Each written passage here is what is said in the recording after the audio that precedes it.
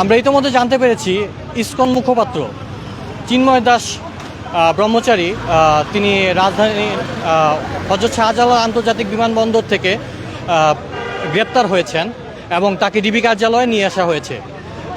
আমরা ডিবি কার্যালয়ের সামনে দেখতে পাচ্ছি চিন্ময় দাস ব্রহ্মচারীর যেই ভক্ত অনুসারীরা আছেন তারা ইতিমধ্যে ডিবি কার্যালয়ের সামনে জড়ো হয়েছেন। আমরা যদি একটু দেখাতে চাই তাদের, আমরা দেখতে পাচ্ছি তারা তাদের বিভিন্ন দাবি দাওয়া নিয়ে কথা বলছেন। এখন ভিতরে ঢুকেন, ঢুকছেন ভিতরে।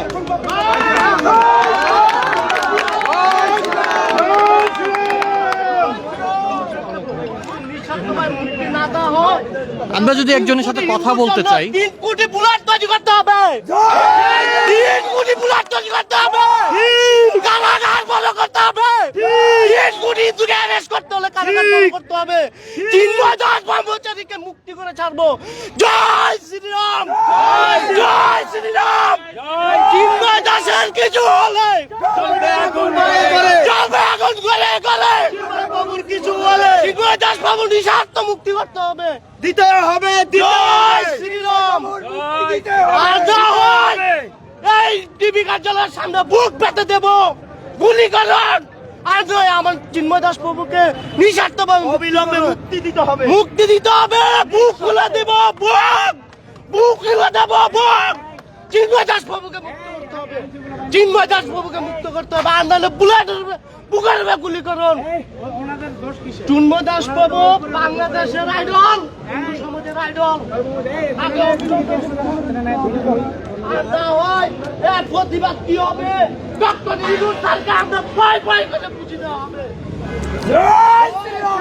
দর্শক আমরা যদি এখানে দেখি তারই একজন ভক্ত ডিবি কার্যালয়ের সামনে অবস্থান নিয়েছেন। আমরা যদি ওনার সাথে একটু কথা বলতে চাই, আপনি কখন থেকে এখানে এসেছেন? আমি এখানে খবর পেয়ে এসেছি 7টা বেজে গিয়েছিল, 6:30 কি 7টা বেজে গিয়েছে। বিষয়টা হয়েছে কি, আপনারা পূর্ব থেকে নাও জানতে পারেন, সমস্ত বিষয়টা আপনাদেরকে আমরা ক্লিয়ার করছি। আপনারা জানেন যে আমাদের রংপুরে একটা সমাবেশ হয়েছিল সনাতন ধর্মাবলম্বীদের, তো সেখানে এই জিনিসটা কিন্তু সেখানেই হতো। ওনাকে বিভিন্নভাবে আটকানোর জন্য চেষ্টা করেছিল, তবে ওনাকে হোটেল থেকে বের করে দিয়েছেন, সেখান থেকে ওনাকে খুব অসম্মানজনকভাবে বের করে দিয়েছেন। তো যেটা আমাদের জাতির কাছে, প্রশাসনের কাছে আমরা কেউই কামনা করতে পারি না। কিন্তু বিষয়টা হয়েছে কি, সেখানেই আন্দোলনের শেষে ওনাকে ধরার জন্য বা বিভিন্নভাবে পায়তারা করছিল, কিন্তু সেটা আর করে উঠতে পারেনি। তো তিনি খুবই অসুস্থ ছিল। আপনারা জানেন যে এতগুলো সমাবেশ মিটিং করলে তো স্বাভাবিক অসুস্থ হবেই। সেক্ষেত্রে উনি কর্মসূচি সেরে ঢাকায় চট্টগ্রামে এসেছেন, সেখান থেকে আবার ফ্লাইটে করে আন্তর্জাতিক বিমানবন্দরে এসেছেন।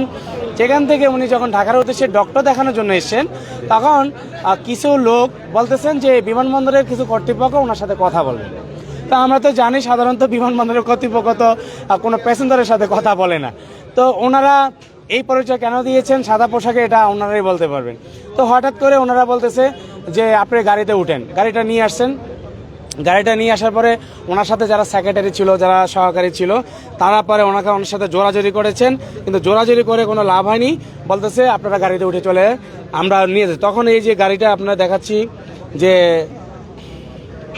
এই যে গাড়িটা, ক্যামেরাটাকে একটু দেখাতে বলি, এই যে ঢাকা মেট্রো আপনার 51-11-61। হ্যাঁ, আমাদের লোক ওই যে পিছনে আপনার ফলো করছেন। তো সেক্ষেত্রে ওনারাও সাথে সাথে এসছেন, সাথে সাথে আসার পরে ওনারা এখানে ঢুকেছেন।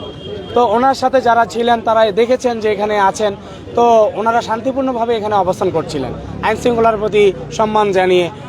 আইনের কাছ থেকে আমি নিজেই সেই প্রথম থেকে এই পর্যন্ত আইন শৃঙ্খলা বাহিনীর কাছ থেকে কোনো রকম সহযোগিতা পাইনি। আমরা বললাম যে আপনারা একটু অন্তত বলেন যে প্রভু এখানে আছে অথবা উনি অন্য জায়গায় আছে, উনি অসুস্থ, উনি সারাদিন কিছু খায়নি, না খাওয়া অবস্থায় আছে, এবং ওনার ওষুধ কাপড় চোপড় সব ওনার সেক্রেটারিদের কাছে। এখন ওনাকে যদি আপনারা এইভাবে আটকিয়ে রেখে আপনারা যদি মনে করেন ওনাকে হয়রানি করবেন, তাহলে আপনারা করতে পারেন। ওনাকে আটকিয়ে রেখে যদি মনে করেন সারা বাংলাদেশে সনাতন ধর্মাবলম্বীরা নামবে, নামার সেই সুযোগ আপনারা করে দিয়েছেন, এবং সেই আন্দোলনটাকে ব্যাঘাত ঘটানোর জন্য আপনারা বর্তমানে যেটা আমি বলে দিচ্ছি আপনাদেরকে, শাহবাগে আমাদের কিছু ভাইয়েরা গিয়েছিল, সেখানে ওদেরকে বিভিন্ন কলেজের বিভিন্ন জনগণকে দিয়ে তাদেরকে মেরে রক্তাক্ত করে দিয়েছে। ভিডিওটা কার কাছে যেন আছে দেখান। তো সেই আমি বলতে চাই এগুলো আপনারা কি প্রমাণ দিতে চাচ্ছেন? আপনারা এগুলো কি প্রমাণ দিতে চাচ্ছেন? দেশে তো একটা অশান্তিশীল আচরণ করতেছেন, একটা অশান্তি পরিবেশ সৃষ্টি করতেছেন। এটা তো বর্তমানে আমাদের যারা মিডিয়া ভাইয়া বা সাংবাদিক ভাই বোনেরা আছেন তারা তো সবসময় সমস্ত জায়গায় চলে যান কাভারের জন্য, কিন্তু কোনো কাভার কি আজ পর্যন্ত দেশে এবং দেশের বাইরে কি যায়নি? গিয়েছে, আজকেটাও তো যাবে। কিন্তু সেই ক্ষেত্রে কি আপনাদের জাতিসংঘ থেকে বলেন, বিভিন্ন জায়গা থেকে বলেন, রাষ্ট্র থেকে চাপ আসবে না? অবশ্যই আসবে, তখনও আপনাদেরকে এই জবাব দিতে হবে। কিন্তু অভিযোগটা কি আসলে তার বিরুদ্ধে? ওনার বিরুদ্ধে কোনো অভিযোগই নেই। আপনারা জেনেছেন যে চট্টগ্রামে ওনাকে দেশদ্রোহী মামলা দিয়েছিল একটা বিএনপির কেন্দ্রীয় কমিটির একটা নেতা, তখন বিএনপির লোকজন ওনাকে বহিষ্কার করেছে। কিন্তু বহিষ্কার করেছে, এটা করেছে ঠিক আছে, কিন্তু তাকে তো মামলা থেকে তো অব্যাহতি দেওয়া হয়নি, কিন্তু তাকে তো জামিনে বের করা হয়েছে। তাহলে আপনারা কি ধরনের বহিষ্কার করেছেন আর কি ধরনের রাজনীতির জন্য আপনারা আমাদের সঙ্গে বলেন? আপনারা সনাতন ধর্মের কোনো অসুবিধা নেই, আপনারা বিএনপি যারা আছেন আমাদের সঙ্গে বসেন, প্রভুদের সঙ্গে অনেকবার মিটিং করেছেন, মন্দিরে গিয়েছেন, আপনারা বিভিন্ন মঠে গিয়েছেন, গিয়ে আপনারা আমাদের সাথে এক হয়েছেন যে আপনাদের কোনো ভয় নেই, মা বোনের কোনো ইজ্জত নষ্ট হানি হবে না, যেহেতু আনা হয়েছে ওনাকে, না হানি হবে না। তো সেক্ষেত্রে আপনারা কি প্রতিশ্রুতি দিয়েছেন? তো আমি যদি এখন আপনাদেরকে এই কথাটা বলি যে এই প্রতিশ্রুতি আপনাদের মিথ্যা প্রতিশ্রুতি, তাহলে এটা তো ঠিক হয় নাই, যাতে আপনারা ঘুম পাড়িয়ে রাখছেন। আজকে যদি এটাই হতো তাহলে তো আজকে না বিএনপির কর্মসূচি দেখতাম, বিএনপি লোক, বিভিন্ন রাজনৈতিক লোক দেখে দেখতাম যে আপনারা কেন অন্যায়পূর্বকভাবে এটা করেছেন। আচ্ছা, এখানে কোনো সংশ্লিষ্ট কারোর সাথে আপনার কি কথা হয়েছে আপনাদের? আচ্ছা, এখানে ধন্যবাদ আপনাকে। এখানে সংশ্লিষ্ট অনেকের সাথে যারা মেন অফিসার ছিলেন তারা এখানে সিভিল বেশে আমাদের ভিতরে ঘুরতেছেন, কিন্তু ঘুরে ঘুরে ওনাদেরকে আমরা অনেকবার চিনে ফেলে ওনাদেরকে বলতেছি, দেখেন আপনারা একটু বলেন আমাদেরকে একটু বলেন যে আসলে প্রভু কোথায় আছে, একটু আমাদেরকে বলেন। ওনারা কোনো রকম মুখ খুলতেছে না। আমরা ওনাদেরকে বিনীতভাবে আর কি বলবো, আমরা হাত জোর করে ওনাদের পায়ে ধরা বাকি, পায়ে ধরেই ফেলেছি, হাত জোর করা মানে পায়ে ধরে ফেলেছি। এই পর্যন্ত কিন্তু ওনারা আমাদেরকে কোনো রকম আপডেট দিচ্ছে না। আচ্ছা, আপনারা যে এখানে সমবেত হয়েছেন, আপনারা কি কোনো সংগঠন থেকে সমবেত হয়েছেন? হ্যাঁ, আমাদের সনাতন আন্দোলন যেটা যে 8 দফা দাবি নিয়ে আমরা রাজপথে নেমেছি, যে 8 দফা প্রাণের 8 দফা দাবি আমরা পূরণ করতে চাচ্ছি, সেই 8 দফা দাবির যে সংগঠন এবং সাধারণ নেতৃবৃন্দ যেটা সনাতন ধর্মাবলম্বী সকলেই আমরা এখানে জড়ো হচ্ছি। এবং শুধু এখানে না, সারা বাংলাদেশের বিভাগীয় জেলা উপজেলা থেকে সবাই নেমে গিয়েছে। আচ্ছা, আপনি বলছিলেন 8 দফা দাবি, হ্যাঁ। আপনাদের সেই 8 দফা দাবিটা কি? আপনারা ইতিমধ্যে কিন্তু জেনেছেন মনে হয়, আমরা অলরেডি দিয়ে দিয়েছি।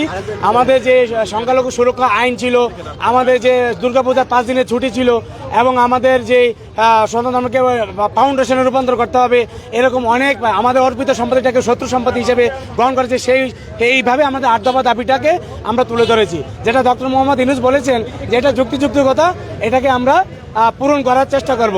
তো এই পর্যন্ত কেউ আমাদের সঙ্গে এটা নিয়ে বসেনি, এই পর্যন্ত ওনারা আমাদের সঙ্গে কেউ বসেনি। তো যার বলে ওনারা অ্যাভয়েড করে যাচ্ছে, এড়িয়ে যাচ্ছে বিষয়টাকে। তো এড়িয়ে আপনারা কয়দিন থাকবেন? আপনারা অন্তর্বর্তীকালীন সরকার হন আর গণতান্ত্রিক সরকার হন, আপনারা তো যে কোনো জাতির জন্যই তো, সেটা তো আপনাদেরকে করতেই হবে। তাহলে এই অশান্তি কেন করছেন আপনারা? আচ্ছা, এটা তো সম্পূর্ণ একটা আইনি প্রক্রিয়া, এই মানে আটকের বিষয়টা বা গ্রেপ্তারের বিষয়টা হ্যাঁ, সম্পূর্ণ একটা আইনি আইনি প্রক্রিয়া। প্রক্রিয়া। এটা কি আইনি প্রক্রিয়ায় মোকাবেলা করা যায় না? কি মনে করেন? না, আমরা মনে করি যদি ওনার বিরুদ্ধে কোনো মামলা থাকতো বা ওয়ারেন্ট থাকতো, যে তাহলে আমরা সেটা ওনারা সুষ্ঠুভাবে সেটাকে ওনাকে ধরে নিয়ে আসতে পারতো, কিন্তু ওনারা সেটা করে নাই।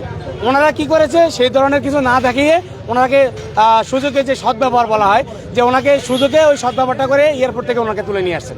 আচ্ছা, ভাইয়ের পরিচয়টা যদি একটু বলতেন। আমি সনাতন ধর্মাবলম্বীর যে অধিকার আন্দোলনের কেন্দ্রীয় কমিটিতে আছি, এবং আমি ইন্টারন্যাশনাল হিউম্যান রাইটসের ডিরেক্টর হিসেবে আছি। এখানে আমি যেভাবে আসছি, আমার যে মানবাধিকারের যে কর্মী হিসেবে সেখানে আসছি, আমি ওনাদের সঙ্গে এই বিষয়টাকে জানতে চেয়েছি। আমার এটা ধর্ম এবং কর্ম, সেই বিষয়ে যখন ওনারা আমাদের সাথে সভ্যতা আচরণ করে নাই, আমাদের সঙ্গে কোনো শালীনতাপূর্ণ আচরণ করে নাই, হ্যাঁ, তাহলে সেক্ষেত্রে আমরা এটা আশা করতে পারি না। তাহলে ওনারা এইভাবে, যেহেতু একজন মানবতা কর্মী বলেন, বিভিন্ন সেক্টরের লোক বলেন, সাধারণ জনগণ বলেন, যাই কিছু বলেন না কেন, ওনারা যখন জবাব দিতে বাধ্য না, তাহলে আমরা এখানে কঠোর থেকে কঠোরতম আন্দোলনের প্রস্তুতি এখানে নিব এবং এখানে আমরা অবস্থান করব। আচ্ছা, কি বলছেন নামটা যদি বলেন। আমার নাম হচ্ছে রিপন চন্দ্র দাস। দর্শক, আমরা কথা বলছিলাম রিপন চন্দ্র দাস সাথে। তিনি একজন সনাতন ধর্মাবলম্বী এবং তিনি চিন্ময় কৃষ্ণ দাসের একজন ভক্ত অনুসারী। তিনি সন্ধ্যা, আমরা যতটুকু জানতে পারলাম তার কাছ থেকে, তিনি সন্ধ্যা 7টা থেকে এখানে সমবেত হয়েছেন চিন্ময় কৃষ্ণ দাসের মুক্তির দাবিতে। আমরা এছাড়াও আরও দেখতে পাচ্ছি আমাদের এখানে আরও অনেক সনাতন ধর্মাবলম্বী ও চিন্ময় কৃষ্ণ দাসের ভক্ত সমর্থকরা রয়েছেন। আমরা যদি তাদের কারোর সাথে কথা বলতে চাই, আপু আপনি এখানে কেন সমবেত হয়েছেন বা কখন এসেছেন? আমরা গত 2 ঘন্টা ধরে এখানে অবস্থানরত। আমাদের সংখ্যালঘু সম্প্রদায়ের 4 দফার নিয়ে আন্দোলন চলছিল গত 9ই আগস্ট থেকে। সেখানে আমাদের প্রথমে 9ই আগস্ট থেকে আমরা শিক্ষার্থীরা আন্দোলনরত ছিলাম, কিন্তু শিক্ষার্থীরা আমরা বারংবার বলে এসেছি যে আমরা এখানে নেতাই হতে আসিনি, আমরা দাবি আদায় করতে এসেছি। সেই কারণে we say that we are here as a voice of minority, we are not the leaders of minority. তো সেই হিসেবে একটা আন্দোলনের নেতৃত্বের প্রয়োজন হয়, সেই নেতৃত্ব দিচ্ছিল আমাদের চিন্ময় কৃষ্ণ দাস ব্রহ্মচারী প্রভু। এবং সেই কারণেই আমরা বলবো যে যে মানুষটা আমাদেরকে নেতৃত্ব দিচ্ছিল চিন্ময় কৃষ্ণ দাস ব্রহ্মচারী প্রভু, ওনাকে আজকে হঠাৎ করে ঢাকার ইন্টারন্যাশনাল এয়ারপোর্ট থেকে, আন্তর্জাতিক বিমানবন্দর থেকে আচমকা ডিবি পরিচয় দিয়ে আটক করা হয়। সেই বিষয়ে আমরা এখানে অবস্থান করছি গত 2 ঘন্টা ধরে। আমরা ওনাদেরকে জিজ্ঞেস করেছি যে ওনাদের ঠিক কী কারণে ওনারা এখানে ওনাকে আটক করেছেন, গ্রেফতার করেছেন না ইন্টারোগেশনের জন্য এনেছেন, কিন্তু ভিতর থেকে কোনো সুস্পষ্ট উত্তর আমাদেরকে দেওয়া হচ্ছে না। সেই কারণে আমরা এখানে অবস্থানরত। এবং একই সাথে যেহেতু উনি সংখ্যালঘু সম্প্রদায়ের নেতৃত্ব দিচ্ছিলেন, সেই কারণেই ঢাকা শাহবাগ সহ বাংলাদেশের বিভিন্ন জায়গায়, চট্টগ্রামে, বরিশালে, খুলনায়, সিলেটে অলরেডি এটা নিয়ে আন্দোলন চলছে যে কেন হঠাৎ করে চিন্ময় কৃষ্ণ দাস ব্রহ্মচারী প্রভুকে এভাবে আটক করা হলো। আচ্ছা, আপনাদের কি সংশ্লিষ্ট কারোর সাথে কথা হয়েছে? আমরা সংশ্লিষ্ট ওনাদের সাথে 2 ঘন্টা ধরে যোগাযোগ করতেছি যে ওনারা আমাদেরকে সুস্পষ্ট কোনো কিছু জানাক, কিন্তু ওনারা আমাদেরকে সুস্পষ্টভাবে কোনো কিছু জানাচ্ছেন না। এবং টিভির মহাপরিচালকের ফোন নাম্বার বন্ধ। আমরা ওনাকে বিভিন্নভাবে যোগাযোগ করার চেষ্টা করার পরও আমরা যোগাযোগ করতে পারছি না। কি মনে হয় কেন তাকে গ্রেফতার করা হতো? এখন খুব সুন্দর ভালো প্রশ্ন করেছেন যে ওনাকে কেন গ্রেফতার করা হয়েছে। বিভিন্নভাবে আমরা জানতে পারছি যে ওনার এগেনস্টে একটা মামলা করা হয়েছিল গত মাসে, সেটা হচ্ছে রাষ্ট্রদ্রোহী মামলা, এবং সেখানে অভিযোগ ছিল যে জাতীয় পতাকা অবমাননার জন্য। কিন্তু বিভিন্ন ছবি এবং ভিডিও অলরেডি সোশ্যাল মিডিয়াতে ভাইরাল হয়েছে, এবং সেখানে আমরা স্পষ্টভাবে দেখেছি যে অবমাননার কথা বলা হচ্ছে সেখানে জাতীয় পতাকা উপরে গিয়ে আমাদের হচ্ছে একটা গেরুয়া পতাকা টাঙানো হয়েছে, কিন্তু সেখানে একই খুঁটিতে সেই পতাকাটা ছিল না, পাশাপাশি খুঁটিতে এই পতাকাটা ছিল। এবং একই সাথে আমরা দেখতে পেয়েছিলাম যে অবমাননার দায়টা যিনি করেছিল, যে মামলাটা করেছিল ফিরোজ খান, তাকে কিন্তু তার রাজনৈতিক দল থেকে বহিষ্কার করা হয়েছে। তো এই সকল বিভিন্ন কার্যক্রমের কারণে বলা যায় যে ওনার এগেন্সটে যে মামলাটা দেওয়া হয়েছে সেটা সম্পূর্ণ মিথ্যা এবং বানোয়াট মামলা। এবং মামলাটার বিষয়ে মূল কারণ ছিল যে 53 বছরের ইতিহাসে আমরা বৈষম্য বিরোধী আন্দোলনের মাধ্যমে নতুন দেশ পেয়েছি, কিন্তু সংখ্যালঘু সম্প্রদায়ের সাথে বৈষম্য এখনো শেষ হয়নি, যার কারণে সংখ্যালঘু সম্প্রদায় যে 8 দফা আন্দোলন করছে সেটাকে থামিয়ে দেওয়ার জন্য, দমিয়ে দেওয়ার জন্য আমাদের যে নেতৃত্ব দিচ্ছে চিন্ময় দাস ব্রহ্মচারী প্রভুকে আটক করা হয়েছে এবং ওনাকে করা হয়েছে, মামলা দেওয়া হয়েছে। আচ্ছা, আপনার পরিচয়টা যদি একটু বলতেন। আমি সুস্মিতা কর, শিক্ষার্থী প্রতিনিধি সংখ্যালঘু অধিকার আন্দোলন। আচ্ছা, আপনারা এখানে ইডেন মহিলা কলেজ। আচ্ছা, আপনারা এখানে কি কোনো সংগঠন থেকে একসাথে হয়েছেন? আমরা বাংলাদেশের প্রত্যেকটা সংগঠনে, বাংলাদেশের আপনারা যদি রেকর্ড দেখেন, বাংলাদেশে 1088টা সংগঠন আছে। ধর্মীয় যে কোনো সংগঠনের সাথে আপনি এখন কথা বলবেন, তারা একটাই দফা পেশ করবে সরকারের কাছে, সেটা হচ্ছে 8 দফা। সেই 8 দফার দিক থেকে বাংলাদেশের 1088টা সংগঠন সকলে এখন সমান, প্রত্যেকে এক হয়ে গেছে। এবং আমি এটা স্পষ্টভাবে আপনাদেরকে বলতে চাই যে হিন্দু মত খ্রিস্টান ঐক্য পরিষদ হোক বা পুজো উদযাপন পরিষদ, মহাজোট হোক বা মহাসংঘ, খ্রিস্টান অ্যাসোসিয়েশন হোক বা বুদ্ধিস্ট অ্যাসোসিয়েশন, আপনারা যার সাথেই কথা বলবেন তারা সবাই 8 দফা নিয়ে কথা বলবে। আপনারা অন্য কোনো কথা তাদের কাছে পাবেন না। আমরা সকলে একতাবদ্ধ হয়ে গেছি। সনাতনী সকল সংগঠন একত্রিত হয়ে সনাতনী জাগরণ জোট করেছে, এবং আমরা সংখ্যালঘু অধিকার আন্দোলন সমগ্র সংখ্যালঘু সম্প্রদায়কে নিয়ে আন্দোলনটা চালাবো। অনেকদিন ধরে দাবি করছেন, সরকারের পক্ষ থেকে কি এর মধ্যে কোনো আশ্বাস? না, গত 3.5 মাস ধরে আমরা দৃশ্যমান কোনো পদক্ষেপ গ্রহণ করতে দেখিনি। হ্যাঁ, আমাদের যখন আন্দোলন শুরু হয়েছিল আগস্ট মাসে, তখন হচ্ছে সরকারের সাথে, আমাদের অন্তর্বর্তীকালীন সরকারের সাথে আমাদের 2 দফা বৈঠক হয়। একটা দফা বৈঠক হয় শিক্ষার্থীদের সাথে, 1 দফা বৈঠক হয় ধর্মীয় সংগঠনের নেতৃবৃন্দদের সাথে। ওনারা 2টো দফা মিটিংয়েই ইউনূস স্যার স্পষ্টভাবে বলেছিলেন যে আমাদের 8 দফা দাবি যৌক্তিক। উনি স্পষ্টভাবে বলেছিলেন যে আমাদের 8 দফা দাবি যৌক্তিক। এরপরে উপদেষ্টা স্যাররাও বলেছেন কেন মানা হচ্ছে? 8 দফা সেটা তো রাষ্ট্র বলতে পারবে, সেটা অন্তর্বর্তীকালী সরকার বলতে পারবে। এবং 8 দফা যৌক্তিক, এটা বৈষম্য বিরোধী আন্দোলনের সার্জিস আলম এবং হাসনাত আব্দুল্লাহ ভাইয়ারাও বলেছেন যে হচ্ছে সংখ্যালঘু সম্প্রদায়ের 8 দফা যৌক্তিক, কিন্তু তবু এখন পর্যন্ত কোনো দৃশ্যমান পদক্ষেপ গ্রহণ করা হয়নি। নিচে করে। আচ্ছা, এছাড়া দুর্গাপুজোর ষষ্ঠীর দিন বলা হয়েছিল যে যা আমাদের 8 দফার মধ্যে প্রথম দফা ছিল যে ক্ষতিপূরণ এবং পুনর্বাসনের ব্যবস্থা করা হবে। ক্ষতিপূরণ এবং পুনর্বাসনের ব্যবস্থা করা হবে বলার মাধ্যমে পরোক্ষভাবে কিন্তু অন্তর্বর্তীকালীন সরকার স্বীকারও করে নিয়েছে যে বিভিন্ন জায়গায় সংখ্যালঘু সম্প্রদায়ের উপর হামলা হয়েছে।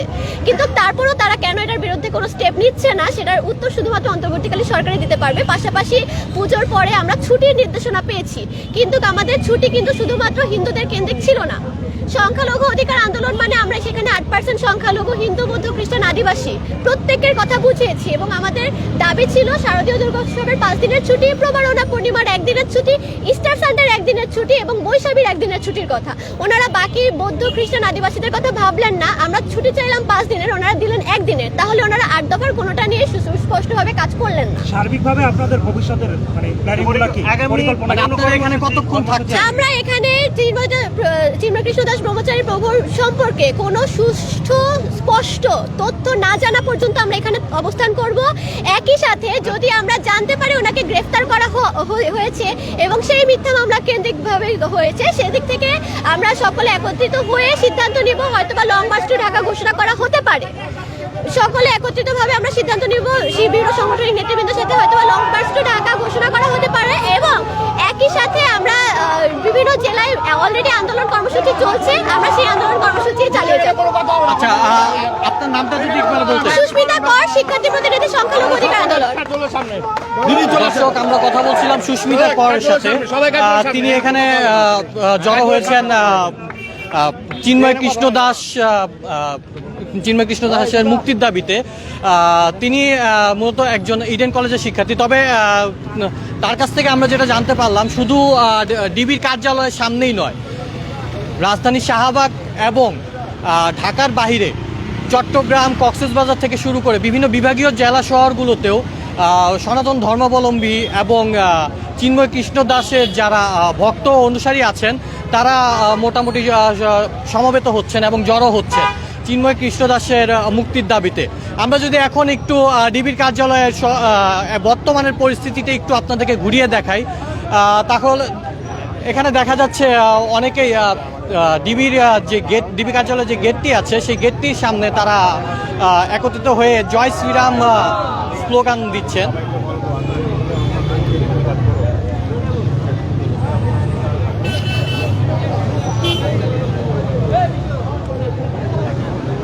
তবে আমরা তাদের সাথে কথা বলে যেটা জানতে পারলাম, তারা চিন্ময় কৃষ্ণ দাসের মুক্তির আগ পর্যন্ত এখানেই অবস্থান করবেন বলে তিনি আমাদেরকে জানিয়েছেন। রাজধানী ডিবির কার্যালয়ের সামনে থেকে আউসাফুল ইসলাম আকিব, চ্যানেল আই।